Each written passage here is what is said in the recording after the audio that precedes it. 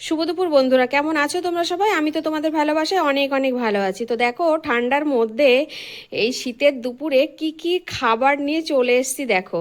এদিকে আছে ধোয়া ওটা গরম ভাত, আর তার সঙ্গে নিয়েছি বেগুন ভর্তা। আর এই বেগুনটা কিন্তু কাঠের উনুনে পোড়ানো।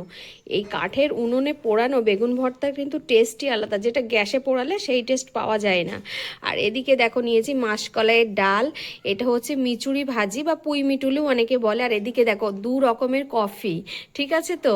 এদিকে হচ্ছে ফুলকপি আর এদিকে হচ্ছে বাঁধাকপি, দুই ভাইরা ভাইকে পাশাপাশি নিয়েছি। আর এদিকে আছে চিকেন কষা, বেশি একটা নিইনি, 3 পিস চিকেন আর 1 পিস আলু নিয়েছি। তো আজকের দুপুরের খাবার মেনু কিন্তু আমার হচ্ছে এটা। তোমরা কে কী দিয়ে খাচ্ছ সেটা প্লিজ আমাকে জানিও।